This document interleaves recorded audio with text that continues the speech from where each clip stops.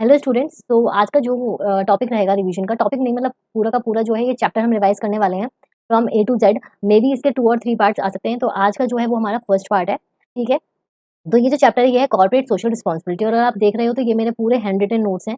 जो बुक है उसका ये पार्ट है, जो हमारा चैप्टर नंबर कौन सा है, चैप्टर नंबर 17। ठीक है, तो देखो लेसन आउटलाइन मतलब कि इसमें हम क्या क्या पढ़ने वाले हैं। इसमें जो मैंने टॉपिक्स हैं वो उनको सब डिवाइड करा है और इस तरीके से पूरे के जो टॉपिक्स हमको अरेंज करा है ताकि एक फ्लो बन सके। ठीक है, नॉट नेसेसरली कि जो आपके मॉड्यूल में जिस तरीके का इंडेक्स और डिटेल्ड इंडेक्स गिवन है वही है, नहीं, ये अपनी अंडरस्टैंडिंग के हिसाब से ताकि आपको टॉपिक्स बहुत फ्लो में अच्छे से रिवाइज हो। ठीक है, तो सबसे पहले introduction meaning of CSR, factors influencing CSR, and then applicability non applicability, and then है सीएसआर कमेटी एंड ऑल। ये पूरे के पूरे आपके इसमें टोटल 10 टॉपिक्स हैं जो हैं, उसमें फिर आपके सब टॉपिक्स हैं। ठीक है, तो चलो स्टार्ट करते हैं, ज़्यादा टाइम वेस्ट नहीं करते और हम चैप्टर स्टार्ट करते हैं सीएसआर।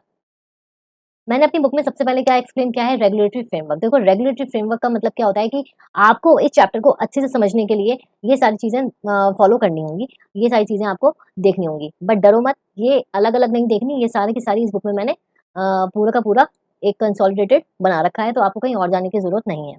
सबसे पहले कंपनीज एक्ट तो ऑब्वियसली है, जिसमें कि हम सेक्शन 135 पढ़ेंगे। फिर आपकी सीएसआर पॉलिसीज हैं, ठीक है, और फिर आपका शेड्यूल 7।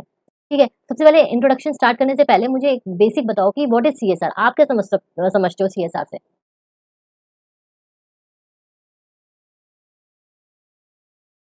हाँ, गुड। देखो, आप लोग सही बोल रहे हो, सीएसआर क्या है। अब देखो बेसिकली क्या है सीएसआर। सीएसआर मतलब कॉर्पोरेट सोशल रिस्पॉन्सिबिलिटी। एक कॉर्पोरेट की, एक कंपनी की, जैसे एक्स वाई जी लिमिटेड हो गई, उस कंपनी की कुछ रिस्पॉन्सिबिलिटी बनती है टूवर्ड्स सोसाइटी। ठीक है, भाई आप सोसाइटी में रह के अपनी कंपनी को चला रहे हो, उसके रिसोर्सेज यूज कर रहे हो, एनवायरनमेंट पे इम्पैक्ट हो रहा है, तब हो रहा है, तो आपकी एक सोशल रिस्पॉन्सिबिलिटी बनती है कि आप सोसाइटी को भी पे बैक करो। और इसका यहाँ पे कोई भी मतलब नहीं है कि प्रॉफिट एक अलग चीज है। यहाँ पर हम सिर्फ और सिर्फ वेलफेयर की बात कर रहे हैं सोसाइटी की। ठीक है, तो अगर हम जनरल मीनिंग लेते हैं सीएसआर का, तो वो क्या है, CSR is a concept whereby companies not only consider their profitability and growth but also interest of society and the environment by taking responsibility for the impact of their activities on the stakeholders, environment, consumers, employees, communities and all other members in the public sphere। तो जो public sphere में सब के सब हैं, जो impact हो रहे हैं हमारी कुछ एक्टिविटीज से, उसको हम पे बैक करें या उनकी तरफ जो हमारी ड्यूटी है उसको हम परफॉर्म करें। ये एक बेसिक मीनिंग है सीएसआर का, जो कि आप अगर सीएसआर को तोड़ोगे कॉर्पोरेट सोशल रिस्पॉन्सिबिलिटी बनता है। The philosophy of giving back to society has been an integral part of our culture, ठीक है, which has also been embedded in traditional Indian businesses since time in। देखो, अब मुझे एक बात बताओ, अगर आप किसी के बर्थडे में भी जाते हो, ठीक है, या एक जर्नल आपका क्या होता है कि हम गिफ्ट लेके जाएंगे, बट वहां से भी आपको रिटर्न गिफ्ट मिलता है। ठीक है, तो ये हमारा एक इंडियन कल्चर है कि हम सबको एक रिस्पेक्ट और वहां से भी रिस्पेक्ट, एक जो ट्रेडिशनल है, जो हमारा कल्चर है कि हम सबको विद रिस्पेक्ट के साथ ग्रीट करते हैं। ठीक है, और किसी का ऐसे रखते नहीं है, अगर वो हमारे लिए कुछ कर रहा है तो हम भी कुछ करके चलते हैं। It's simple as that. ठीक है, तो इंडियन सब इंडियन है, सबको पता होगा कि हमारा कल्चर किस तरीके का है। तो वही चीज जो है हमारे बिजनेसेस में शो होती है सीएसआर के थ्रू। ठीक है, एज सिंपल एज दैट। इसमें भी तो कुछ ज्यादा समझाने की जरूरत नहीं है, ये जर्नल सेंस है सीएसआर क्या है। अब फैक्टर्स इन्फ्लुएंसिंग सीएसआर। सीएसआर को कौन कौन से फैक्टर्स हैं जो इन्फ्लुएंस करते हैं। ठीक है, ग्लोबलाइजेशन बहुत ज्यादा हो रहा है। ठीक है, ये बेसिकली आपको सिर्फ हेडर्स याद रखने हैं, उसके अंदर जैसे मैं एक्सप्लेन कर रही हूँ वो आप अंदर अंदर लिख लेना, क्योंकि ये बहुत कॉमन है। ठीक है, ग्लोबलाइजेशन, ठीक है, second technology, consumers and investors, government and regulatory bodies, and it reduces risk. ठीक है, तो बेसिकली ये जो 5 चीजें हैं, ये 5 पॉइंट हैं, ये आपका इन्फ्लुएंस करते हैं सीएसआर। ठीक है, सोशल रिस्पॉन्सिबिलिटी को, ग्लोबलाइज, ये और ये जो चीजें हैं ना, ये मेरे ख्याल से हर चीज को इम्पैक्ट करती हैं, इन्फ्लुएंस करती हैं, क्योंकि ये आजकल के एनवायरनमेंट में है। ग्लोबलाइजेशन बहुत ज्यादा है, टेक्नोलॉजी बहुत जल्दी से हमारी चेंज होती जा रही है। ठीक है, कंज्यूमर्स हैं, इन्वेस्टर्स हैं, government regulatory bodies time to time जो है वो आपको रेगुलेशन देती रहती है, रिस्क तो आपका मेंटेन रहता ही है। ठीक है, अब आपका आता है एप्लीकेबिलिटी एंड नॉन एप्लीकेबिलिटी, जो हमारी सेक्शन 135 कहता है। ठीक है, तो बेसिकली सेक्शन 135 वो क्या कहता है कि किस किस पे एप्लीकेबल है। ठीक है, देखो, अगर हम अब यहाँ पे एप्लीकेबिलिटी की बात करते हैं, बट उससे पहले आप मुझे एक बात बताओ, ये हमारा क्या है, ये प्रॉफिटेबिलिटी वाला मैटर नहीं है। ठीक है, इसमें ये नहीं है कि अगर आपके पास प्रॉफिट हो रहा है तो हम कुछ देंगे, नहीं। बात क्या हो रही है, आपकी क्षमता है कि नहीं है। ठीक है, आपकी अगर क्षमता है, आप किसी के लिए, नोबल कॉज के लिए आप 10 रुपए खर्च कर सकते हो, ठीक है। तो वो कहाँ से पता लगेगा? वो पता लगेगा आपका कि आपकी पूंजी कितनी है, आपकी वर्थ कितनी है। अगर मैं आपको बोलूँ, स्टैंडर्ड बता दूँ कि भई आपको 100 रुपए खर्च करने ही करने हैं, बट आपकी तो जेब ही अलाउ नहीं कर रही, आपकी जेब सिर्फ़ और सिर्फ़ 50 रुपए अलाउ कर रही है, तो ये चीज़ नहीं है। सबसे पहले हमारी नेट वर्थ जो है वो देखनी है कि हम कर सकते हैं या नहीं कर सकते, ठीक है। Applicability, it is not mandatory, अगर आपकी इतनी क्षमता है, तो आप उस हिसाब से खर्च कर सकते हो। तो लॉ क्या बोलता है? लॉ बोलता है एज़ पर सेक्शन 135 कि जो एप्लीकेबिलिटी है वो को इंडिपेंडेंटली देखनी है, ठीक है। कंपनीज़ हैविंग टर्नओवर आपकी 1000 करोड़ और मोर, नेट वर्थ आपकी 5 करोड़ और मोर, एंड नेट प्रॉफिट आपका 5 करोड़ और मोर, ठीक है। इसमें से अब मैंने देखो ये जो बताया ना टर्नओवर 1000, आप बुक्स में क्या देखोगे, आप पहले पढ़ोगे नेटवर्थ, बट इसका एक सीक्वेंस है जो मैं आपको एक्सप्लेन करना चाह रही हूँ, जो आपको याद रहेगा। टर्नओवर का मतलब होता है सेल्स कितनी है कंपनी की, कितना टर्नओवर आता है, वो सबसे ज्यादा वॉल्यूम में होता है, ठीक है। तो उसको सबसे पहले 1000, उसका आधा कर दोगे तो नेटवर्थ, ठीक है। और नेट प्रॉफिट जो है वो सिर्फ 5 करोड़ है, और इनमें से कोई एक और, ठीक है। अगर आपकी टर्नओवर या नेटवर्थ या नेट प्रॉफिट इससे ज्यादा, इससे या इससे ज्यादा है, तो आप सीएसआर का कंट्रीब्यूशन दे सकते हो, ठीक है। As simple as that. Companies falling under CSR preview, every company including foreign company having net worth of 5 crore और मोर, टर्न ओवर 1000 करोड़ और more, net profit 5 crore more, ठीक है।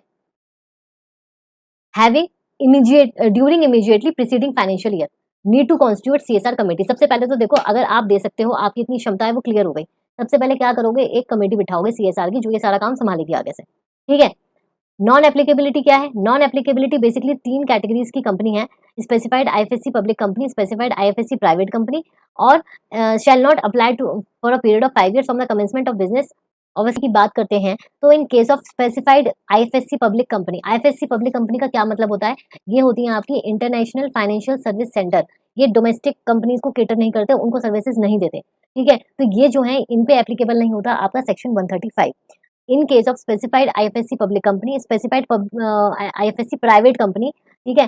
एंड ये इन पे और साथ में shall not apply for a period of 5 years from the commencement of a business of this, ठीक है, प्राइवेट कंपनी। मतलब बेसिकली ये जो है ये इस चीज से बाहर है, नॉन एप्लीकेबिलिटी ये है। तो अभी तक हमने क्या चीजें पढ़ी? हमने पढ़ा जनरल मीनिंग ऑफ सीएसआर, ठीक है। फिर उसके बाद हमने factors influencing CSR, and third हमने क्या पढ़ा अपना, ये एप्लीकेबिलिटी एंड नॉन एप्लीकेबिलिटी, ठीक है। अब हम अगर सीएसआर कमेटी की बात करते हैं, तो it is to formulate and monitor. मैंने क्या बोला, सबसे पहले आपने एप्लीकेबिलिटी चेक करी आपकी, सबसे पहले हम क्या करेंगे चेक, टर्नओवर। अगर किसी कंपनी की टर्नओवर कितनी है 1000, टर्नओवर कितनी है 1000, 1000 करोड़ और मोर, ठीक है। फिर हम क्या चेक करेंगे अपनी नेटवर्थ, नेटवर्थ हमारी कितनी है, इसकी आधी 5 करोड़ और मोर, और फिर सबसे पहले नेट प्रॉफिट, नेट प्रॉफिट हमारा कितना है 5 करोड़ और मोर। अगर हमारी इन तीनों में से कोई भी एक क्राइटेरिया जाता है, एलिजिबल हो जाता है, तो हमें सबसे पहले क्या करनी है, हमें अपनी सीएसआर कमेटी बनानी है। तो it is to formulate and monitor CSR policy of the company. Section 135 subsection 1 of the act requires CSR committee to consist 3 directors or more including one at least independent director।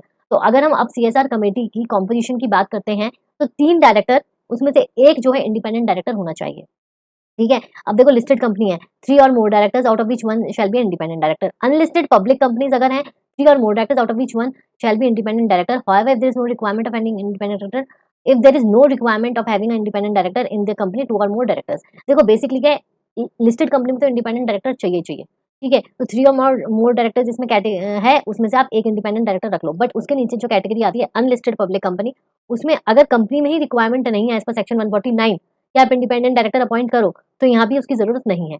Private company में 2 और more directors, no independent directors are required, ठीक है। Foreign company में at least 2 person out of which resident होने चाहिए। एक second. One shall be specified in clause D of this TAT and अंदर shall be nominated by foreign company. ये आपका इतना इंपॉर्टेंट नहीं है, नॉट सो इंपॉर्टेंट, ठीक है ना, इस पे क्वेश्चन आएगा, तो इसको रहने दो ना, यहाँ तक पढ़ना जरूरी है आपको। फिर उसके बाद आपका क्वेश्चन आता है एक, तो मैं पहले आपसे क्वेश्चन पूछती हूँ, उसके बाद दो दो दो दो आंसर देना। Can a group of 15 companies constitute a single CSR committee with representative of all such companies? Yes or no? Comment section में अभी भर दो प्लीज कि क्या can a group of 15 companies constitute a single CSR committee with representative of such companies? No. हमने ऊपर ही बोला था कि क्या है कि इंडिपेंडेंटली हमें चेक करना है, ये सबका अपना अपना मामला है, ये कोई ग्रुपिज्म नहीं हो रहा है, ठीक है। क्योंकि होगा क्या, हर कंपनी दूसरे से वो करेगी, ठीक है। तो applicability to CSR provision is company specific, ठीक है, हमने स्टार्टिंग में मैंने इंडिपेंडेंटली लिखा था, अगर आप चेक करोगे। Hence every company fulfilling the criteria let down by this should constitute a CSR committee for itself, खुद के लिए, ठीक है। However the company may align its CSR policy and initiative as per group policy which should be in accordance with the provisions of the act. आप सलाह मशवरा करके आप वो जरूर बना सकते हो कि हाँ ग्रुप जो जो सीएसआर पॉलिसी है वो कैसी होनी चाहिए, बट वो भी आपके अकॉर्डिंग टू प्रोविजंस होने चाहिए ऑफ द एक्ट, अलाइन होने चाहिए उससे। अच्छा, meeting and quorum of CSR committee के ऊपर लॉ इज साइलेंट। अब अपने हिसाब से अपनी समस्या आप कितनी भी कम कर सकते हो, ठीक है, ज्यादा तो करेगा नहीं कोई, कम ही करेगा, ठीक है। अब आते हैं आपके functions of CSR committee. CSR committee तो बन गई, ठीक है, हमने देख लिया सीएसआर कमेटी हमें कब रिक्वायरमेंट है, सीएसआर कमेटी का कॉम्पोजिशन क्या होना चाहिए, ठीक है। अब इसके बाद क्या है, functions of CSR committee. The CSR committee shell formulate CSR policy and establish the steps for the effective implementation, maintenance, periodic review and improvement of CSR system, ठीक है। देखो बेसिकली क्या है कि जो पूरा सिस्टम है ना, सबसे पहले जो सीएसआर कमेटी है तो सीएसआर पॉलिसीज बनानी है, ठीक है। तो जो ये जो आपके फंक्शंस हैं, इसमें अगर हम देखें तो सारी की सारी जो बात होगी वो किससे रिलेटेड होगी, वो होगी सीएसआर पॉलिसी से related. To formulate and recommend CSR policy to the board, to recommend the amount of expenditure to be incurred, to monitor CSR policy from time to time. तो ये बेसिक फंक्शंस हैं, but उससे पहले हमें क्या पढ़ना है, उससे हमें पहले पढ़ना है सीएसआर पॉलिसी है क्या, ठीक है। तो देखो सीएसआर, तो प्रीवियस क्लास में मैंने आपको बोला था कि जो सीएसआर कमेटी के फंक्शंस हैं वो अभी हम ओवरलुक करते हैं। सबसे पहले हमें क्या समझना है, सीएसआर पॉलिसी, ठीक है। उसके बाद आपको सीएसआर फंक्शंस जो हैं कमेटी के बहुत अच्छे से समझ में आएंगे। सीएसआर पॉलिसी क्या है, CSR policy is a statement, ठीक है, जो कंटेन करता है approach and directions given by the board of the company. Board जो है कंपनी के कुछ डायरेक्शंस देगा, उसको ध्यान में रखते हुए सीएसआर पॉलिसी बनेगी। और सीएसआर पॉलिसी क्या है, एक सिर्फ स्टेटमेंट है, ठीक है, जिसमें कि हमें साथ में क्या देखना है, क्या रिकमेंडेशंस जो सीएसआर कमेटी की है वो भी अकाउंट में लेनी है, taken into account the recommendations of CSR committee. Guiding principal जो है वो मेन मुद्दा है इसका। Guiding principles includes guiding principles of selection, implementation, monitoring and formulation of plan of action. ये पूरा क्या है, आपका सीएसआर पॉलिसी का एक रोड मैप है।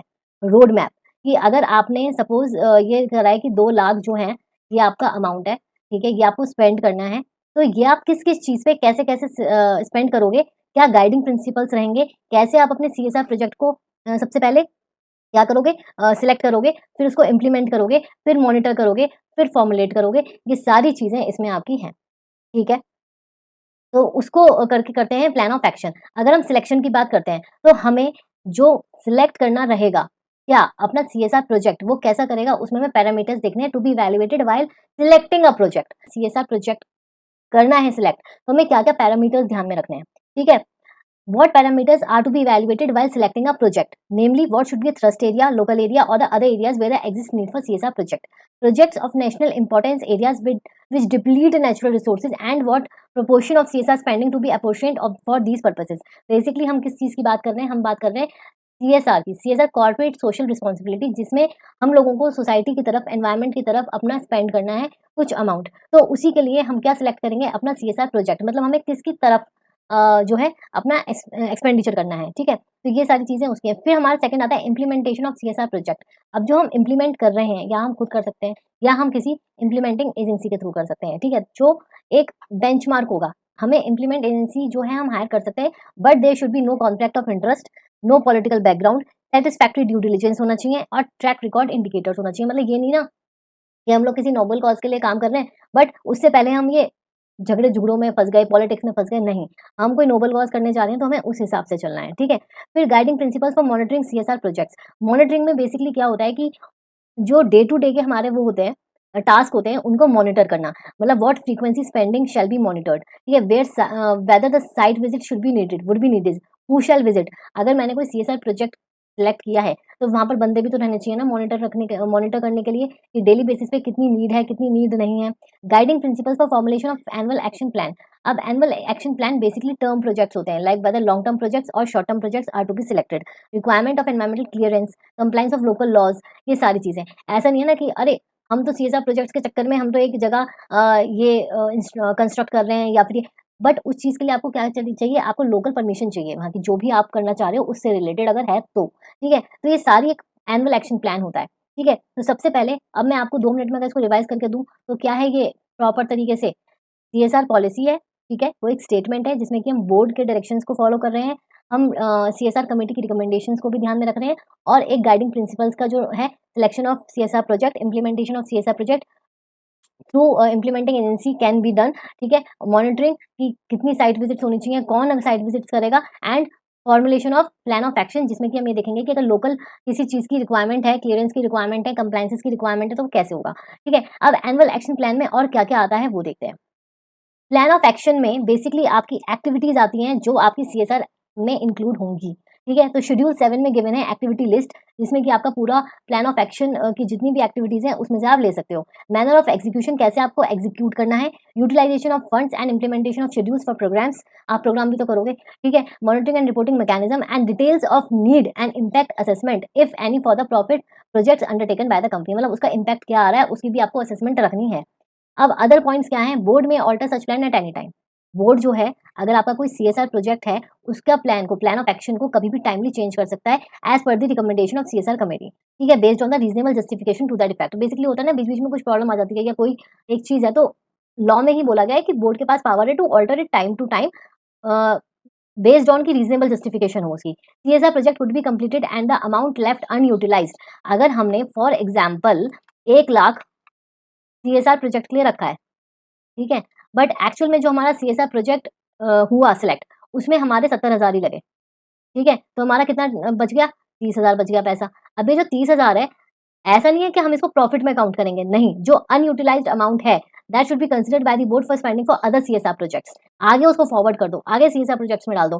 This fact should be disclose in the CSR report also. CSR report जो आपकी जाएगी उसमें भी आप मेंशन करोगे कि आपने कितना बजट रखा था और कितना आपने स्पेंड किया है और कितना आपका बच गया है। और ये जो 2 लाख है ना, ये पता है 2% होता है, अभी हम आगे पढ़ेंगे। ठीक है, नेट प्रॉफिट होगा और सब होगा, 2% of average net profit preceding 3 financial years. ठीक है, अब नेक्स्ट आपका वेबसाइट पे डिस्क्लोज होना चाहिए। ठीक है, वेबसाइट पे डिस्क्लोज होने से पहले जो हमने पिछला छोड़ दिया है वो अब हम कंप्लीट करेंगे, और वो है हमारा क्या, फंक्शंस ऑफ आपकी सीएसआर कमेटी। देखो, सीएसआर कमेटी में बेसिकली क्या है, to formulate and recommend CSR policy to the board. ठीक है, सीएसआर पॉलिसी अब हमने देख लिया कि क्या है, उसको फॉर्मुलेट करना और रिकमेंड करना बोर्ड को, ये क्या है, सीएसआर कमेटी। तो अगर मैं फ्लो बताऊं तो सबसे पहले सीएसआर कमेटी है, ठीक है, वो क्या करेगी, वो बोर्ड को बोलेगी। ठीक है, ऐसे चलेगा, सीएसआर कमेटी फॉर्मुलेट करेगी और बोर्ड को बोलेगी। ठीक है, to recommend the amount of expenditure to be incurred, recommend करेगी कमेटी, इसका क्या काम है, सीएसआर पॉलिसी का काम है। दूसरा इसका क्या है, एक्सपेंडिचर कितना इनकर्ड होगा। ठीक है, और मॉनिटर करना policy from time to time. ये 3 इसके बेसिक फंक्शंस हैं। फटाफट अगर हम रिवाइज करें तो सीएसआर कमेटी के 3 फंक्शन है, to formulate and recommend CSR policy to board, to formulate and recommend CSR policy to board. फिर और क्या बताएगी कि कितना एक्सपेंडिचर करना है, और उन दोनों चीजों को ही आपको क्या करना है, टाइम टू टाइम मॉनिटर करना है। यहाँ पे बोर्ड की रिस्पॉन्सिबिलिटी क्या है, बोर्ड की, देखो, बोर्ड एक ऐसा ऐसा मैनेज बोर्ड है डायरेक्टर्स का कि जो अकाउंटेबल रहेगा, रिस्पॉन्सिबल रहेगा जो भी चीजें होंगी। ठीक है, it shall be fully accountable and responsible for the execution and implementation of CSR policy and all the projects that are formulated there under and ensure। उसको ensure क्या करना है, ये देखो, बोर्ड जो है वो फुली अकाउंटेबल और रिस्पॉन्सिबल होगा। ऑब्वियसली उसकी कंपनी का पैसा अगर कहीं जा रहा है तो वो उसकी रिस्पॉन्सिबिलिटी है कि अगर आप नोबल कॉज में दे रहे हो तो आपको आपकी रिस्पॉन्सिबिलिटी बनती है कि कहाँ कितना पैसा लग रहा है और ठीक से लग रहा है या नहीं लग रहा है। अगर कुछ 19-20 होता है तो आपको ही धरा जाएगा। सबसे पहले इंश्योर क्या करेगा, provisions of the resources for the establishment, implementation, maintenance and continual improvement of the systems required of CSR. ठीक है, तो वो रिसोर्सेज के जो प्रोविजंस हैं उससे रिलेटेड सब कुछ देखेगा। फिर involvement of all stakeholders हो रहा है या नहीं। देखो, स्टेक होल्डर्स मेजर पार्ट है आपकी कंपनी का, किसी भी कंपनी का, क्योंकि उनका पैसा लगा हुआ होता है। तो सीएसआर जो एक नोबल कॉज है जिसमें कि कंपनी का पैसा ही एक अच्छे काम के लिए जा रहा है, उसमें आप चेक करोगे, बोर्ड चेक करेगा कि उसका इन्वॉल्वमेंट है या नहीं इम्प्लीमेंट करने में। ठीक है, फिर उसके बाद awareness and promotion of CSR as an integral part of the business and culture. अगर आप ऐसा कुछ कर रहे हो तो प्लीज अवेयर करो ताकि और लोग भी आपको देखकर इस चीज को कर सकें। ठीक है, तो ये सारा क्या रहा आपका सीएसआर कमेटी के फंक्शंस एंड देन बोर्ड की रिस्पॉन्सिबिलिटी क्या है। फिर हमने सीएसआर पॉलिसी भी पढ़ लिया एंड प्लान ऑफ एक्शन अब हम करेंगे स्टार्ट। प्लान ऑफ एक्शन में मैंने आपको क्या क्या बता दिया कि शेड्यूल 7 में जो एक्टिविटी, जो शेड्यूल 7 है उसमें आपकी पूरी एक्टिविटीज लिस्ट है। Manner of execution, utilisation of funds and implementation of schedules and programmes, monitoring and reporting mechanism and details of the need impact assessment. ठीक है, ये भी मैंने आपको पूरा अच्छे से एक्सप्लेन कर दिया। अब हम आते हैं वेबसाइट डिस्क्लोजर पे। वेबसाइट डिस्क्लोजर में क्या है, the board of every eligible company disclose contents of the policy in its report and also place it on companies website. अगर आप सीएसआर के लिए कोई पॉलिसी बनाई है ऑब्वियसली, तो वो जो है आप अपनी वेबसाइट पे डिस्क्लोज करोगे, if any and ensure that the activities are as are included in CSR policy of the companies undertaken by the company. अब इस चीज के लिए ना देखो, मैं आपको इन्फोसिस का तो दिखाऊंगी, ठीक है, इस पार्ट में या फिर नेक्स्ट पार्ट में मैं आपको इन्फोसिस का सीएसआर दिखाऊंगी, बट आप किसी भी कंपनी की वेबसाइट पे जाकर ये चेकआउट कर सकते हो कि उनकी सीएसआर पॉलिसी में क्या क्या इंक्लूडेड है। इससे आपको क्या क्लैरिटी आएगी। और देखो, अगर हम कुछ भी थ्योरी पढ़ते हैं, अगर हम तभी की तभी उसका प्रैक्टिकल ओवरव्यू ले लें, याद तो करना नहीं होता, बट होता क्या है, हमें वो ज्यादा टाइम तक और ज्यादा अच्छे से याद रहती है, तो हमारी जो रट्टाफिकेशन या ये होता है ना, ये चीजें कम हो जाती हैं। The board of directors of the company shell ensure essential disclosure of the following on the website of the company if any. तो ये इंश्योर करना है कि जो एसेंशियल डिस्क्लोजर है ये आपका होना चाहिए। क्या क्या? सबसे पहले कॉम्पोजिशन ऑफ सीएसआर कमेटी आपको डिस्क्लोज करना है on the website, CSR policy and the project approved by the board, ठीक है, जो फाइनल हुए हैं, ये दोनों चीजें आपको करनी है। अब जो मैं आपको बोल रही थी कि सीएसआर एक्टिविटीज क्या है एज पर दी शेड्यूल, तो वो ये है। सबसे पहले, the entries in the said schedule must be interpreted liberally so as to capture the essence of the subject enumerated with the said schedule. कुछ नहीं है, एक्टिविटीज पे ध्यान दो। एक्सक्लूडेड क्या क्या है, पहले हम ये पढ़ते हैं। एक्टिविटीज अंडरटेकन आउटसाइड इंडिया, भाई जो चीज आउटसाइड इंडिया है वो हमें करनी ही नहीं है, बात खत्म, ठीक है। कॉन्ट्रीब्यूशन टू पॉलिटिकल पार्टीज, ऐसी चीजें भी हमें नहीं चाहिए। एक्टिविटीज बेनिफिटिंग एम्प्लॉयज, ऑब्वियसली आप नोबल कॉज के लिए कर रहे हो, आप ये थोड़ी ना करोगे, ठीक है, ठीक है। उसके बाद activities in normal course of business, activities supported by the company on sponsorship basis and activities for fulfilment other statutory. तो ये सब जो चीजें हैं ये आपकी एक्सक्लूड होंगी। सबसे पहले क्या होगी, अगर कोई एक्टिविटी आप बाहर कर रहे हो, हमें क्या मतलब, सीएसआर तो इंडिया का है ना, यहाँ कॉन्ट्रीब्यूट करो, यहाँ से तो आपने लिया ना, यहाँ तो आपकी कंपनी रन कर रही है ना, तो यहाँ पे पहले आपकी ड्यूटी बनती है टू पे बैक। दूसरा, कंट्रीब्यूशन, अगर आपने ये बोल दिया कि मैं पॉलिटिकल कॉज के लिए पैसा दे रहा हूँ, तो क्या वो सीएसआर एक्टिविटी है? नहीं। थर्ड, अगर आप किसी अपने एम्प्लॉय को बेनिफिट कर रहे हो या ग्रुप ऑफ एम्प्लॉयज को बेनिफिट कर रहे हो, तो क्या वो सीएसआर एक्टिविटी कहलाएगी? नहीं। एक्टिविटी कुछ भी कर रहे हो अगर आप ऐसा जो आपका डेली का काम है, तो क्या आपने कुछ हटके किया? क्या अलग से कुछ बेनिफिट हुआ सोसाइटी को, एनवायरमेंट को? नहीं। Activity supported by the company, अगर कोई एक्टिविटी आप कर रहे हो जिसके लिए आपको बाहर से पैसा मिल रहा है, तो भी नहीं, ठीक है। और कोई भी एक्टिविटी जो अगर कोई स्टैट्यूटरी की रिक्वायरमेंट आप फुलफिल कर रहे हो किसी और चीज के लिए, तो वो आपका इंक्लूड नहीं होगा। इसके अलावा बेसिकली सब इंक्लूड होगा, इसलिए मैंने पहले आपको एक्सक्लूजन्स पढ़ाए, ठीक है। अब activities which are included for CSR, ठीक है। Eradicating, promoting, protection, contribution. Eradicating, अगर आप ऐसा कुछ कर रहे हो जो पॉवर्टी, हंगर, माल न्यूट्रिशन को इरेडिकेट करता है, इरेडिकेट मतलब वैनिश करता है, फिनिश करता है, ठीक है, तो वो चीज काउंट होगी सीएसआर एक्टिविटी में। इरेडिकेटिंग पॉवर्टी, हंगर, माल न्यूट्रिशन। आप अपनी किसी एक्टिविटीज से क्या कर रहे हो, health care, education, gender equality को प्रमोट कर रहे हो, ठीक है। प्रोटेक्शन कर रहे हो किसकी, नेशनल हेरिटेज की, art and culture including restoration of building and sites, ठीक है, वो सब कर रहे हो। तो ये जो मेन चार चीजें मैंने लिखी ना, इरेडिकेटिंग, प्रमोटिंग, प्रोटेक्शन, कंट्रीब्यूशन, इन चीजों के नीचे ही आपका ये जो टेबल है ना, ये इसको आपको एज इट इज याद रखना है। ये मैंने बहुत अच्छी तरीके से टैबुलर फॉर्म में कराया, ठीक है। कंट्रीब्यूशन कर रहे हो क्लीन गंगा फंड में, पीएम केयर्स फंड में, इंक्यूबेटर्स और आपका ये R and D, research and development in science tech, ठीक है, पब्लिक फंडेड यूनिवर्सिटीज, ये सारी चीजों में अगर आप कर रहे हो, सबसे पहले eradicating, promoting, protection and this EPPG, ठीक है। Measure for the benefit of armed forces, veteran war widows and their dependents, ठीक है, इसमें भी अगर आप कर रहे हो training and promote rural development, rural and slum development, disaster management, relief, rehabilitation, ये सारी चीजों में आपका क्या माना जाएगा, सीएसआर माना जाएगा, ठीक है। अब हमें क्या पता करना है कि हमें कितना एक्सपेंडिचर करना है सीएसआर का, सीएसआर एक्सपेंडिचर, तो वो कितना है आपका 2% ऑफ एवरेज नेट प्रॉफिट, ठीक है। अब मैंने बोला नेट प्रॉफिट, तो नेट प्रॉफिट को सबसे पहले कैसे कंप्यूट करना है वो देखते हैं। तो computation of net profit as per section 198 जो आपका कंपनीज एक्ट का 198 सेक्शन है, उसमें आपने पढ़ा होगा कि रेम्यूनरेशन किस तरीके से डायरेक्टर्स को दी जाती है, तो उसी में आपकी calculation of net profit given है, उसके अकॉर्डिंगली आप नेट प्रॉफिट निकालोगे, और जब आपका ये नेट प्रॉफिट निकल जाएगा तो उसका 2%, एटलीस्ट 2% आपको कॉन्ट्रीब्यूट करना है थ्रू टूवर्ड्स सीएसआर, ठीक है। अब इससे पहले मैं एक बार आपको जल्दी से रिवाइज करा देती हूँ कि एप्लीकेबिलिटी क्या थी। तो अगर आप लिस्टेड कंपनी हो, तो लिस्टेड कंपनी तो भाई देगी ही देगी, ठीक है, कंट्रीब्यूट करेगी करेगी।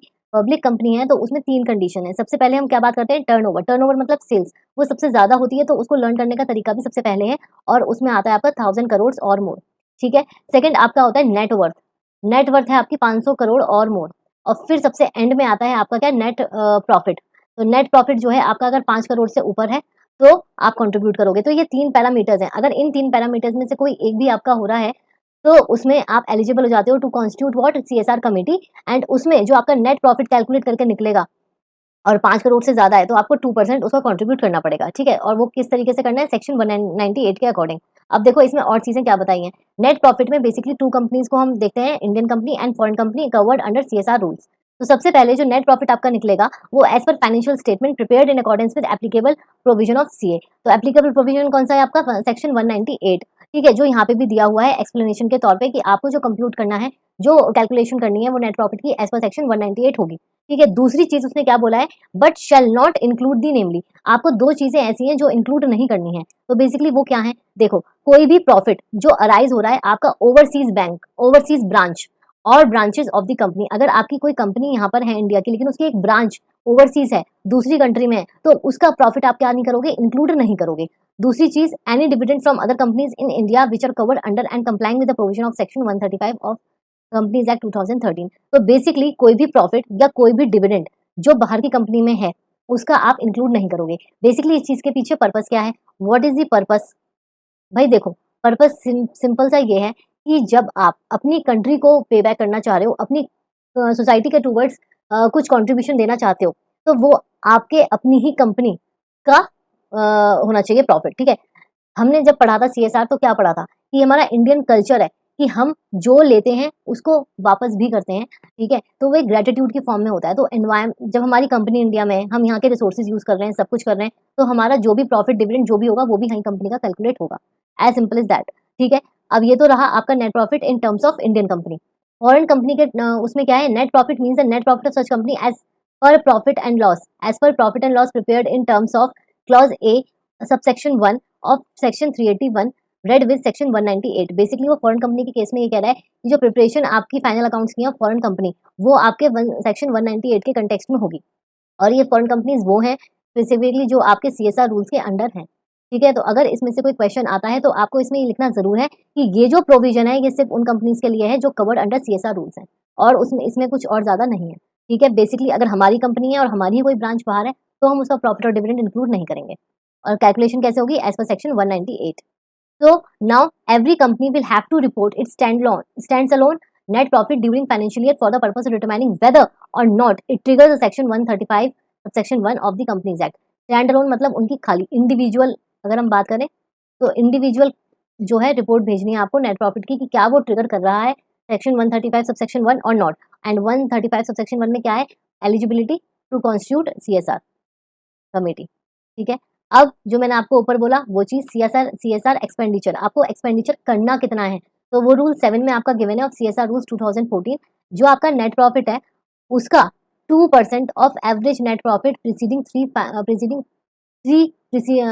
प्रीसीडिंग फाइनेंशियल ईयर, ठीक है। आपको पिछले 3 साल का नेट प्रॉफिट निकालना है और जो निकलेगा उसका 2% आपको सीएसआर की तरफ कॉन्ट्रीब्यूट करना है। ये लिमिट बहुत इंपॉर्टेंट है, तो याद रखना, चार्ट फॉर्म में लिख सकते हो, कैसे भी लिख सकते हो। Every eligible company, as per section 135 subsection 1, spends at least 2% of average net profit of the company preceding financial year, जो पिछले 3 साल का है, ठीक है। ये आपका एक्सपेंडिचर है, preference given to local areas. अगर आप एक्सपेंडिचर करोगे तो ऑब्वियसली आपको प्रेफरेंस कहाँ देनी है, कि लोकल एरियाज में दो। When there is less than 3 years then since incorporation, ठीक है। अगर आपका 1 साल में ही आपने इनकॉर्पोरेट करी कंपनी और उसके 1 साल में ही आपका नेट प्रॉफिट 5 करोड़ पहुंच जाता है, तो उतने ही का आप ले लोगे, ठीक है।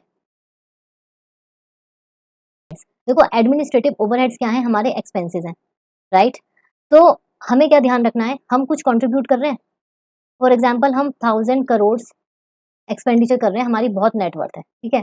हम 1000 करोड़ क्या कर रहे हैं, एक्सपेंडिचर कर रहे हैं, और ये एक्सपेंडिचर कैसा है बेटा, आपका 2% ऑफ एनपी आया, ठीक है। तो ये जो आपका 2% ऑफ एनपी आ गया है 1000 करोड़, उसका हमें इंश्योर करना है कि 5% से ज्यादा नहीं हो, ठीक है। हमें इंश्योर करना है कि ये इसका 5% से ज्यादा ना हो। ये कितना है आपका, 5% अगर हम कैलकुलेट करेंगे 1000 का तो कितना आया, 50 करोड़। तो 50 करोड़ तक की हमें एडमिनिस्ट्रेटिव ओवरहेड्स की लिमिट रखनी है, आया समझ में। अब देखो, the board shall ensure that the administrative overhead shall not exceed 5% of total expenditure of the company for the financial year. ये बेसिकली क्यों बोल रहा है, अब देखो आपके पास अगर 100 रुपए हैं जेब में, तो आप किसी को 10 रुपए दोगे ना, तो यहाँ वो बात कर रहा है कि आपके एक्सपेंसेस इतने भी ना हो जाएं कि आप जो कंट्रीब्यूट करना चाह रहे हो वो उससे भी ऊपर हो जाए, तो फिर तो आपके लिए वो लॉस वाली पोजीशन हो जाएगी, ठीक है। और सीएसआर जो प्रोविजन है वो कहता ही है कि आपके जेब में इतना पैसा होना चाहिए, तब आप उसमें से 2% दे दो। आई बात समझ में? तो इसीलिए ओवरहेड्स के केस में बोर्ड को खासकर बोला गया है कि इंश्योर करना है कि वो एक्सीड ना कर जाए आपके सीएसआर एक्सपेंडिचर को, जो आप उस पर्टिकुलर ईयर में देना चाह रहे हो, राइट। अब ओवरहेड जो एक्सपेंसेस हैं आपके, उसमें क्या क्या इंक्लूड होगा और क्या एक्सक्लूड होगा। तो देखो, जो एडमिनिस्ट्रेटिव ओवरहेड्स हैं उसमें सिर्फ हमें दो चीजें इंक्लूड करनी है, that is general management and administration की जो कॉस्ट होगी, ठीक है। अदरवाइज एक्सक्लूड करेगा वो सारे एक्सपेंसेस जो डायरेक्टली इंकर्ड हो रहे हैं ऑन सीएसआर प्रोजेक्ट। और वो क्या क्या है? वो आपका सारा है designing, implementation, evaluation and monitoring, ठीक है। ये 4 चीजें हैं जो आपकी क्या हो जाएंगी, एक्सक्लूड हो जाएंगी, राइट। इतना समझ में आया? आई थिंक इसमें कुछ ऐसा टफ नहीं है, आपको समझ में आ गया होगा। अब देखो, कंडीशंस ये आती हैं कि जो आपका एक्सपेंडिचर है, जो आपने मैंने कितना टारगेट रखा है, 1000 करोड़, ठीक है। अब ये 1000 करोड़ क्या है, मेरा सीएसआर एक्सपेंडिचर है for that particular year, financial year. तो अगर वो सरप्लस होता है, मतलब मैंने सीएसआर एक्टिविटीज पे खर्चा करना था, कर दिया सब, लेकिन वो पैसा क्या हो गया, मेरा बच गया, ठीक है, और एक्सेस हो गया, ठीक है।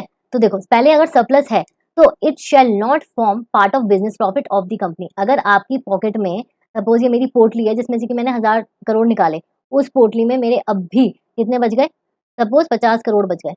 तो वो जो 50 करोड़ है ना, जो वो सरप्लस अमाउंट है, वो मैं ये नहीं मानूंगी कि मेरा बिजनेस हो गया, मेरा बिजनेस का प्रॉफिट हो गया, नहीं।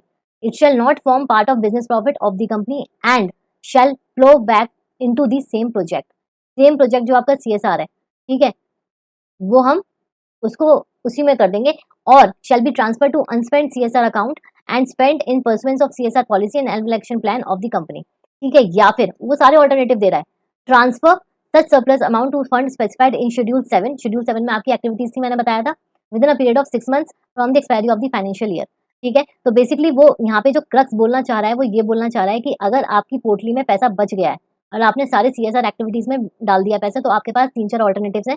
पहली बात तो आपका ये है कि आप उसको बिजनेस प्रॉफिट नहीं मानोगे, और वो आप उसी काम में लगाओगे जिस काम के लिए बनाए। आपने अक्सर अपने पेरेंट्स से ये चीज सुनी होगी कि वो कहते हैं ना कि यार, जैसे कोई मांगने वाला आया, ठीक है, और उसके नाम के 50 रुपए थे, लेकिन उसको नहीं दे पाए, वो चला गया या कुछ हुआ, तो वो बोलते हैं कि यानी इसके नाम का निकल गया, मतलब दान के नाम के 50 रुपए निकल गए, तो हम उसको अपने काम में नहीं लेंगे, हम ऐसे किसी और को दे देंगे, ठीक है। ये बोला जाता है, ये प्रैक्टिस होती है एक तरीके से कि आप किसी के नाम का कुछ निकाल रहे हो तो फिर किसी को दे दो, उसको नहीं तो किसी और को दे दो, लेकिन अपने काम में मत लो। तो यहाँ पे भी वही चीज है कि सीएसआर प्रोजेक्ट के लिए अगर हमने कुछ अमाउंट डिसाइड किया था, हमारा वो अमाउंट 1000 करोड़ था, बट उसमें से कुछ पैसे बच गए, तो हमें अपने बिजनेस में नहीं लेने, हम उसे किसी सेपरेट अकाउंट में ट्रांसफर कर देंगे और फिर कभी यूज होगा तो इन्हीं कामों में यूज कर लेंगे। पर्पस ये है, ठीक है। उसके बाद देखो ये क्या बोल रहा है, एक्सेस सीएसआर स्पेंड्स में भी सेट ऑफ एक्सेस ऑफ 2% अगर हमने दे दिया, मतलब अगर 1000 करोड़ हमारे 2% आ रहा है, सपोज हमारा 1500 करोड़ खर्च हो गया, ठीक है। तो सच एक्सेस अमाउंट में भी set off against the requirement of CSR spending under section 135 of section 5 up to the immediate succeeding 3 financial subject to the condition that. मतलब आप क्या करोगे, उसको सेट ऑफ कर दोगे, ठीक है। तो जो excess shall not include the surplus arising out of CSR activities if any and the board of the company shall pass a resolution to that effect. समझ में आ गया? ये तो बहुत ही सिंपल चीज है, ठीक है। आपको इसकी पीडीएफ मिल जाएगी, तो जो भी बच्चे नोट कर रहे हैं, नोट करना बंद कर दें। ये पीडीएफ आपको मेरे टेलीग्राम चैनल पर मिल जाएगी, तो वहां जाके देख सकते हो, पढ़ भी सकते हो और डाउनलोड भी कर सकते हो। तो आपका ये पूरा का पूरा चैप्टर आपके पास हो जाएगा, ठीक है।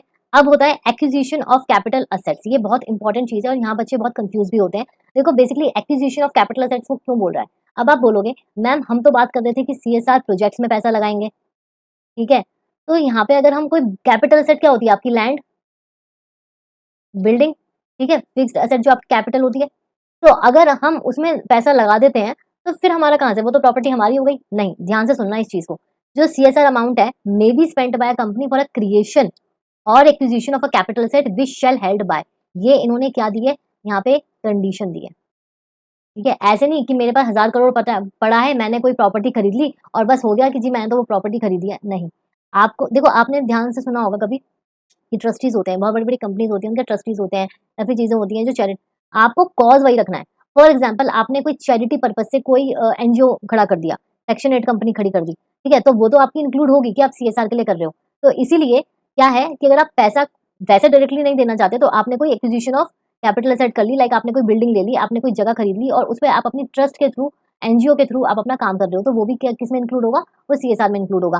सेक्शन 8 कंपनी और रजिस्टर्ड पब्लिक ट्रस्ट और registered society having charitable objects and CSR registration number, और उसका क्या होगा, उसका सीएसआर रजिस्ट्रेशन नंबर होगा, ठीक है, तो ये चीजें हैं। तो acquisition of capital assets obviously हो सकती है, बट उसमें आपकी एक कंडीशन है कि वो चैरिटेबल पर्पस के लिए होनी चाहिए। Beneficiaries of the set CSR project in the form of the self help groups, collectives, entities. ठीक है, जो भी सीएसआर प्रोजेक्ट है, जो उसके बेनिफिशरीज है, वो एक ग्रुप में होने चाहिए। लाइक आपने किसी के लिए एनजीओ खुलवाया, तो वहां पर एक विमेन के लिए अगर खुलवाया है, तो उनके उससे ही जो ग्रुप ऑफ विमेन है उनको हेल्प होनी चाहिए, और कलेक्टिवली वॉलंटरी होने चाहिए, वॉलंटियर्स होने चाहिए। ये सारी चीजें हैं, मतलब बेनिफिट टू द सोसाइटी है। ठीक है, एक पब्लिक अथॉरिटी है, तो इस हिसाब से आप एक्विजिशन ऑफ कैपिटल एसेट्स कर सकते हो।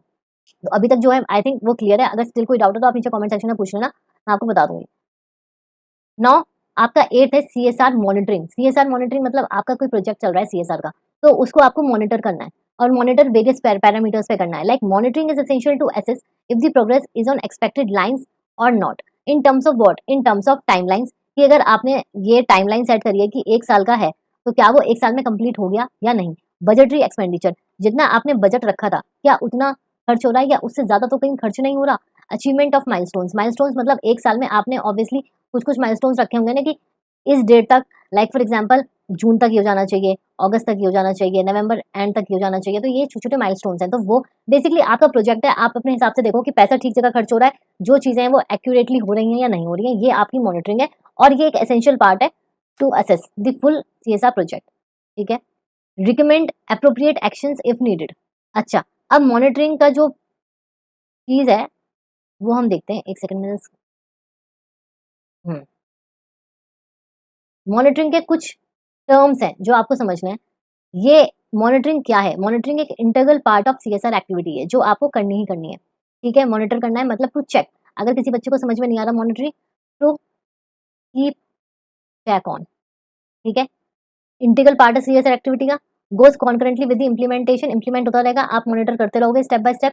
CSR committee and board should apprise periodically of progress and CSR activities undertaken. जो भी आप सीएसआर एक्टिविटीज को अंडरटेक कर रहे हो, उसके रिगार्डिंग जो सीएसआर कमेटी है, वो बोर्ड को क्या जो एंड जो बोर्ड है वो अप्रेज करती रहे कि हाँ जी काम बहुत अच्छा हो रहा है, काम बहुत अच्छा हो रहा है, और उसी की रिपोर्ट बने। ठीक है, रिपोर्ट बन के उस पर अगर कोई रिकमेंडेशन है, अप्रोप्रिएट एक्शंस लेने हैं, तो आपके ले सकता है।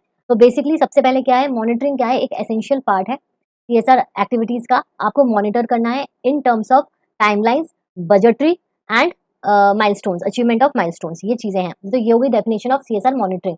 उसके बाद मॉनिटरिंग क्या है, तो ऐसे ना आप उसके, ये एक्चुअली फीचर्स हैं, तो आप ऐसे 3 4 ऐसे करके आप 4 फीचर्स लिख सकते हो अलॉन्ग विद द डेफिनेशन। तो फर्स्ट क्या है, ये it is a integral part of CSR activity. Second, goes concurrently with the CSR implementation. Third, CSR committee and board apprise करना चाहिए, और उसी पे रिपोर्ट बननी चाहिए, और रिपोर्ट जो है अगर कुछ है तो वो रिकमेंड कर सकता है अप्रोप्रिएट एक्शंस अगर चाहिए तो ये हो गया आपका क्या, पूरा सीएसआर। क्या हो गया बेटा, सीएसआर पूरा आपका एक्टिविटी। ठीक है, अब to ensure that the funds are utilised prudently for the intended purpose, the company should place appropriate checks on the utilisation of funds. Basically देखो, जो उसने बोला बजटरी कंट्रोल, वो यही चीज है कि जो भी आपने फंड्स डिसाइड किए हैं, आपने 1000 करोड़ डिसाइड किया है, तो वो आपके टाइमली हो जाने चाहिए। ऐसा नहीं है कि एक टाइमलाइन है, फॉर एग्जाम्पल 1 साल की टाइमलाइन है, आपने 1000 करोड़ का सेट रखा, तो ये नहीं है कि 1000 करोड़ यहीं पे सारे खर्च हो जाने चाहिए स्टार्टिंग में ही, नहीं, उसका भी बाइफर्केशन होता है। ठीक है, कि आपको इस टाइम तक इतने करने हैं, ये एक्टिविटीज होंगी, ऐसे होगा ऐसे होगा। तो आपको क्या करना है, टू चेक रखना है प्रॉपर्ली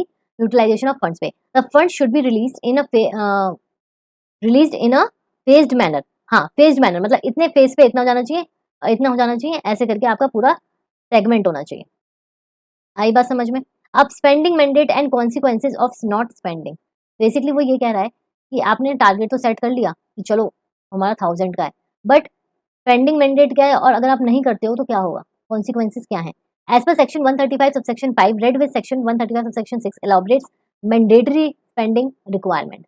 सबसे पहले तो आपने अगर मीट नहीं करा क्राइटेरिया, ठीक है, सीएसआर टारगेट आपने फुलफिल नहीं करा, तो board shall mention the reason for not spending in its report. आपको सबको पता है कि सीएसआर रिपोर्ट जाती है, जो हमारे फाइनेंशियल स्टेटमेंट होते हैं, फाइनल स्टेटमेंट्स होते हैं, उनके साथ हमारी अटैच होती है। तो अगर आपने वो टारगेट अचीव नहीं करा, या फिर आपने स्पेंड नहीं करा, तो उसका जो रीजन है वो बोर्ड स्पेसिफाई करेगा अपनी सीएसआर रिपोर्ट में। ठीक है, now analysis of unspent CSR account related to ongoing project. सबसे पहले हम देखते हैं ऑनगोइंग प्रोजेक्ट किस चीज को कह रहा है, उसके बाद हम फर्दर डिस्कस करेंगे।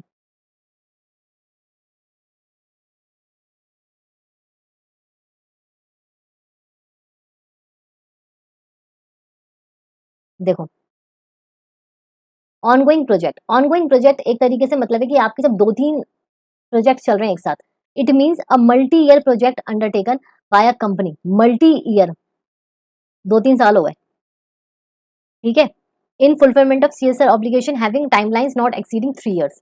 मतलब बेसिकली मैंने आपको क्या बोला कि मल्टी ईयर प्रोजेक्ट है, मल्टी प्रोजेक्ट्स नहीं है, मल्टी ईयर प्रोजेक्ट है, मतलब कि 2-3 साल का चल रहा है जिसकी मैक्सिमम लिमिट 3 साल है। ये नहीं ना कि आप कह रहे हो कि हाँ मेरा तब से एक सीएसआर प्रोजेक्ट चल रहा है, वही चल रहा है, वही चल रहा है, तो ऐसा भी नहीं होना चाहिए। अगर आपको लिमिट दी गई है 3 साल तक का अगर आपका है तो वो multi year ongoing CSR project कहलाएगा, excluding the financial in which it was commenced. मतलब फॉर एग्जांपल अगर 2023 में वो कमेंस हुआ है तो हम उसको इंक्लूड नहीं करेंगे, हम 24 से काउंट करेंगे, तो 24 टू 27 आपका 3 साल का प्रोजेक्ट है, ठीक है। In which and shall include such project that was initially not approved as a multi-year project but whose duration has been extended beyond 1 year by the board based on reasonable justification। तो देखो basically क्या है, अब मैं आपको बताती हूँ ongoing project क्या है। ऑनगोइंग प्रोजेक्ट मतलब बेसिकली जब आपने 23 में स्टार्ट किया ना उसे, तो ठीक है वो चल रहा है और पहले उसे मल्टी ईयर नहीं बोला, आपने पहले नहीं बोल दिया कि ये मैं 2-3 साल तक चलाऊंगा, नहीं। बट हुआ क्या, जब 1 साल से ऊपर हो गया तो बोर्ड ने ये बोला कि ये तो क्या कन्वर्ट हो गया, मल्टी ईयर में हो गया, बिकॉज 1 साल से ज्यादा हो गया, ठीक है, समझ में आ रहा है। बट हम 23 को काउंट नहीं करेंगे और उसके बाद 3 साल की लिमिट है, अगर 24 टू 27 के बीच में वो खत्म हो जाना चाहिए, राइट। तो इस तरीके से पूरा है, ये है आपका multi year sorry ongoing project. ये आपका शॉर्ट नोट में आ सकता है, ठीक है, तो इसको याद रखें। और यही चीजें हैं जो 3 मार्क्स में आएंगी, तो आपको इतना ही लिखना है, ठीक है। ये इस तरीके से आप चार्ट फॉर्म में भी लिख सकते हो, ये वही चीज है जो मैंने आपको ऊपर बताई है, तो ये चार्ट फॉर्म में भी आप इस तरीके से प्रेजेंट कर सकते हो। अब ये सारे मिसलेनियस पॉइंट्स हैं, ये मैं आपको एक बार बता देती हूँ, फिर उसके बाद हम ऊपर चलेंगे। Tax benefits under CSR, no specific tax exemptions have been extended to CSR expenditure per se, tax exemptions नहीं है, ठीक है। No specific tax exemptions have been extended to CSR expenditure. The Finance Act 2014 also clarifies that expenditure on CSR does not form part of business expenditure. उसको हम business expenditure नहीं मानते हैं, ठीक है। वो आपकी एक ड्यूटी है, वो आपका बिजनेस का पार्ट नहीं है। अब पता है सीएसआर को प्रमोट भी करना जरूरी है, ठीक है, तो इसीलिए सीएसआर अवार्ड्स रखे, जिसको बोलते हैं आपका NCRA, NCSRA, ठीक है। ये देखो, तो एमसीए और गवर्नमेंट ऑफ इंडिया ने ये इनिशिएट किया, इंस्टीट्यूट किया NCSRA, ठीक है, जिसको हम कहते हैं national corporate social responsibility awards. और आप ये देखोगे कि बहुत सारे अवार्ड्स एक्चुअल में मिले हैं पास्ट में, जिन्होंने अच्छा काम किया है सोसाइटी के लिए। अब भाई देखो, जब आपके पास पैसा है, सब कुछ है, तो आपको कंट्रीब्यूट करना बनता है। So to recognize companies have been made positive impact on the society through their innovative and sustainable CSR initiatives। तो जो कंपनी बहुत अच्छा करती है, पॉजिटिव इम्पैक्ट लाती है सोसाइटी के लिए, उसके लिए गवर्नमेंट ने ये इंस्टीट्यूट किया, क्या, नेशनल सीएसआरए, जो कि आपका अवार्ड्स है, ठीक है। और ये कुछ पैरामीटर्स को काउंट करके फिर आपको दिए जाते हैं। तो NCSRA seeks to recognise outstanding projects in following 3 categories, ठीक है। तो अगर आप इन 3 कैटेगरीज में करते हो तो आपको एक्सीलेंस मिलती है और आपको अवार्ड मिल सकता है। 4 awards for excellence in CSR based on CSR spend, 5 awards, ये 4 अवार्ड्स, 5 अवार्ड्स एंड 11 अवार्ड्स। तो बेसिकली ये 3 कैटेगरीज हैं, जिसमें कि सबसे पहले तो स्पेंड पे है 4 award, 5 awards for aspirational districts and 11 awards national priority areas, ठीक है। इसमें और कुछ लिखने की जरूरत नहीं है ज्यादा। 3 separate awards are for micro small and medium enterprises. तो ये बेसिकली अगर आपको अवार्ड्स का भी छोटा शॉर्ट नोट आता है या फिर एब्रिविएशन आपको ध्यान रखनी है, NCSRA, national corporate social responsibility awards. Various other aspects that may be kept in mind undertaking CSR, फटाफट ये पढ़ लेते हैं। CSR activities under the Companies Act 2013 shall not contravene any other prevailing laws of the land including cigarettes, tobacco products, etc. ठीक है, तो आपको activities का ध्यान रखना है और वो कॉन्ट्रावीन नहीं होनी चाहिए कोई भी अदर लॉ से।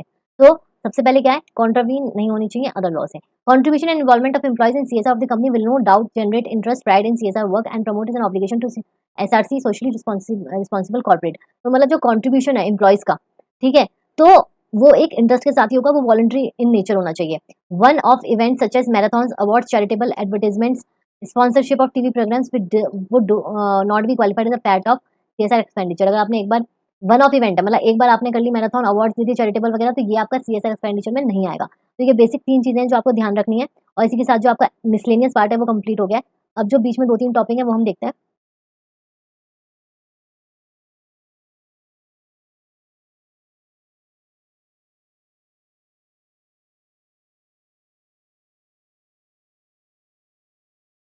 ठीक है, यहाँ तक हमने किया था स्पेंडिंग मैंडेट वाला कि अगर आप स्पेंड नहीं करते हो जितना आपका टारगेट है तो you have to specify that in CSR report. अब वो बोल रहा है analysis of unspent CSR account related to ongoing project. अब ऑनगोइंग प्रोजेक्ट मैंने आपको अच्छे से एक्सप्लेन कर दिया, तो अब वो क्या बोल रही है कंपनी, क्या बोल रहा है कि company with in 30 days from the end of financial year, ठीक है, अनस्पेंड CSR account any schedule bank आप क्या कर लो, ओपन कर लो, ठीक है, और उसमें क्या कौन सा पैसा डालो जो आपका स्पेंड नहीं हुआ। Such amount shall be spent by the company in pursuant of its obligation towards CSR within a period of 3 financial year from the date of such transfer. Basically क्या है इसमें, आप क्या करो, अनस्पेंट CSR अकाउंट है, वो पैसा मैंने क्या बोला 50 करोड़ आपके अभी बच गए 1000 करोड़ में से, तो वो पैसा आप with in 30 days from the end of financial year, and कब होता है फाइनेंशियल हमारा 31 मार्च, 31 मार्च के 30 दिन के अंदर अंदर you have to transfer that unspent account से for example 50 crore to separate scheduled bank separate bank called unspent CSR account in open in any scheduled bank, ठीक है, in pursuance of CSR policy। और उसमें आपको क्या करना है कि जो भी आपका अनस्पेंट अकाउंट है वो आपको ये टारगेट रखना है कि आप CSR के लिए ही ऑब्वियसली स्पेंड करोगे but with in 3 financial years, ठीक है। अब अगर आप वो भी भूल गए, ठीक है, तो आपका क्या पनिशमेंट है, Fehling which company with in 30 days from the end of third financial year, 3 साल के अंदर अंदर आपको क्या करना था, यूज करना था। अगर आपने वो यूज नहीं किया, ठीक है, तो fund specified in schedule 7 of the companies act 2013 आप उसमें ट्रांसफर कर दोगे। और शेड्यूल 7 में ऑलरेडी आपको पूरा समझा चुकी हूँ इन माय प्रीवियस क्लास। अब ये क्वेश्चन देखो, क्वेश्चन क्या कहता है, question ABC private limited did not spend as per the provisions of section 130 of section 5 of the act on the CSR activities on 31st March 2021 pursuant to ongoing project undertaken in pursuance of CSR policy। तो in this case ABC private limited should, अब वो क्या करेगी, सबसे पहले तो वो bank account open करेगी with any scheduled bank under the name unspent CSR account for financial year 2021, transfer कर देगी सारा, कब 31 मार्च है उसके 30 दिन के अंदर अंदर 30 अप्रैल 2021 को कर देगी transfer, spend such amount in percent towards policy bye 31 मार्च 2024। आ रही बात आपको समझ में, 3 साल का टाइम दिया उसे, ठीक है, ये क्लियर हो गया एग्जाम्पल बहुत अच्छी तरीके से, ऊपर का प्रोविजन क्लियर हो गया होगा। अब ऐसे ही दूसरा एग्जांपल है, ये भी सेम है, इसमें क्या बोल रहा है बस वो कि in the above example ABC private limited fails to spend the amount was transferred to special bank upon this, वो 3 साल तक उस चीज को यूज नहीं कर पाया, then the company needs to transfer of such unspent amount to a fund specified in schedule 7 to the act within 30 days that is 30th April 2024। So can a company use some currently unused existing bank account which might have not lying idle with the company for making this, ठीक है, वो ये basically कह रहा है कि नया account खुलवाने की क्या जरूरत है, अगर कोई ऐसा अकाउंट है जो हमारा खाली पड़ा है और नहीं चलता, क्या हम उसमें स्पेंड जो अमाउंट है वो ट्रांसफर कर सकते हैं, तो लॉ बोलता है no. Section 135 sub section 6 of this act says special account to be open by the company in that behalf of that financial year, hence a new bank account title as this should be open for transferring unspent CSR account. तो उसने clearly बोल दिया कि ऐसा ही separate आपको करना पड़ेगा, आप किसी और में नहीं कर सकते हो, ठीक है। तो unspent amount not related to ongoing project, अभी ऊपर जो बात हो रही थी वो सारी क्या होती है, related to ongoing project, but तभी तो उसने 3 साल का टाइम दिया कि आप कर लो, यूज करते रहो आराम आराम से, बट इन केस आपका ऑनगोइंग प्रोजेक्ट नहीं है तो डायरेक्टली जो आपके शेड्यूल 7 में फंड्स नोटिफाइड है आप उसको ट्रांसफर कर दो with in 6 months from the end of the financial year. समझ में आ रहा है, अगर ऑनगोइंग प्रोजेक्ट है तो फिर तो ऊपर वाला चार्ट पूरा फॉलो होगा, और अगर नहीं है तो आप डायरेक्टली शेड्यूल 7 की जो फंड्स हैं उसमें ट्रांसफर कर दो with in a period of 6 months from the end of the financial year, ठीक है। ये चार्ट है, ये देखो ऑनगोइंग का बता रखा है उसने, ऑनगोइंग का तो ऐसे ऐसे जाएगा, ठीक है, और ये डायरेक्टली चला जाएगा। मैंने आपको सारा चार्ट फॉर्म में भी इसलिए दिया ताकि आपको क्लियर हो जाए अच्छे से, ठीक है। ये आपका इलिस्ट्रेशन है, ये आप पढ़ लेना, सिंपल सा है। अब इसमें transfer of unspent CSR amount until a fund is specified in schedule 7, जब तक आपका शेड्यूल 7 का जो फंड है वो स्पेसिफाई होता है for the purpose of section 135 of section 5 and 6 of the Companies Act 2013, the unspent CSR account, if any, shall be transferred by the company to any fund included in Schedule 7 for the Companies Act 2013। तो मतलब जब तक आपका वो specify नहीं होता है fund schedule 7 में, वो आप फिर आप किसी में भी कर सकते हो, एनी फंड में ट्रांसफर कर सकते हो, ठीक है। तो expenditure incurred on specified activities that are carried out in India only will qualify to CSR expenditure. को कंट्रीब्यूट करना है तो CSR से रिलेटेड ही करोगे, अगर उससे अलग किया तो परमिसेबल नहीं है। Now another point, penalty. Penalty S किसमें गिवन है, सेक्शन 135 से सेक्शन 7 कि अगर आप कोई भी कॉन्ट्रावेंशन करते हो, डिफॉल्ट करते हो इन सेक्शन 135 सेक्शन 5 एंड 6, तो पेनल्टी किस तरीके से लगेगी, देखो company pay up to twice the amount meant to transfer, अगर आपको 50 करोड़ ट्रांसफर करना था, ठीक है, तो आपको अब कितना करना पड़ेगा, 100 करोड़, ठीक है। और अनस्पेंड CSR अमाउंट मतलब 50 करोड़ या 1 crore which ever is less, तो आपको 1 करोड़ जो है फाइन लगेगा, आपको देना पड़ेगा कंपनी को, ठीक है। और अगर ऑफिसर जो भी डिफॉल्ट में है, जो भी ऑफिसर डिफॉल्ट में है, 1/10 of the amount required to transfer of the fund, ठीक है। 1/10 मतलब 50 करोड़ का हो जाएगा 5 करोड़, ठीक है। जो भी आपका 50 करोड़ था और 2 लाख व्हिचएवर इज लेस, तो यहाँ पे 2 लाख देने पड़ेंगे, ठीक है। ये आपकी पेनल्टी है, ठीक है। फिर आपका जो लास्ट टॉपिक है आज का वो है सीएसआर रिपोर्टिंग। सीएसआर रिपोर्टिंग क्या है? देखो मैंने आपको बोला कि कुछ भी होता है आप उसकी रिपोर्ट बनाओगे और अटैच करोगे टू दी एनुअल रिपोर्ट। तो preparation of CSR report, it is mandatory to include an annual report on CSR in the prescribed format in the board report of the company, ठीक है। तो basically जो CSR report है वो annual report के अंदर जाएगा, ठीक है, बोर्ड रिपोर्ट के साथ। The report contain details of CSR activities, आपने किस पे स्पेंड किया undertaken by the company, and the contents of CSR policy, ठीक है, shall be made available to company website also. ये सब चीजें हम पहले एक्सप्लेन कर चुके हैं कि कंपनी की वेबसाइट पे देना है और सीएसआर पॉलिसी के कंटेंट्स क्या क्या होते हैं। फिर directors report, the company shall annex with its board report and annual report on CSR containing particulars as specified, ठीक है। तो समझ में आ गया, सीएसआर रिपोर्ट आपको जिस फॉर्मेट में प्रिस्क्राइब्ड है उसमें बनानी है और इसके साथ अटैच होगी। उसमें आप सीएसआर पॉलिसीज के कंटेंट्स डालोगे, जिसमें कि मैंने आपको बताया था ना कि सिलेक्शन किसका करा है, इम्प्लीमेंटेशन एंड मॉनिटरिंग, ये सब बताया था। प्लान एक्शन आपको action of plan. Now question, whether the projects approved by board as per annual action plan, हाँ annual action plan, but spending on which yet to be done are required to be disclose on website site of the company.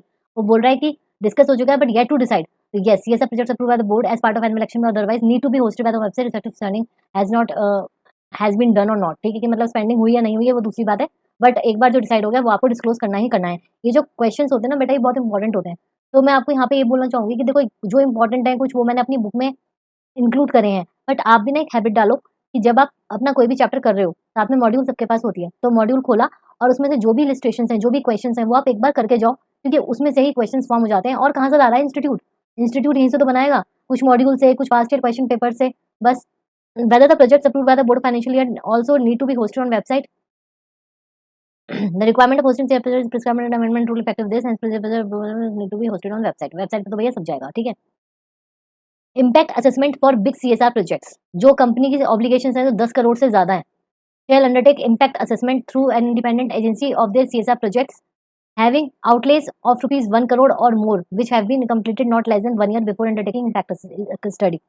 Basically ये impact assessment कि आपने अगर इतना ज्यादा spend किया है, 10 करोड़ से ज्यादा किया है या 10 करोड़ किया है पिछले 3 साल में, तो उससे हुआ क्या, आपने सिर्फ ऐसा तो नहीं कि पानी की तरह पैसा ही बहाया है, नहीं, उससे इम्पैक्ट क्या हुआ है, ये पूरी आप एक रिपोर्ट बनाओगे, ठीक है। इम्पैक्ट असेसमेंट करोगे कि सीएसआर प्रोजेक्ट पे क्या इम्पैक्ट आया है थ्रू इंडिपेंडेंट एजेंसी, कोई इंडिपेंडेंट एजेंसी को हायर करो जो ये काम करता हो और उससे अपनी पूरी की पूरी रिपोर्ट बनवाओ, ठीक है। The impact assessment report shall be placed before the board and shall annex to the annual report on CSR। कोई अच्छा काम करोगे तो करना भी चाहिए ना, ठीक है।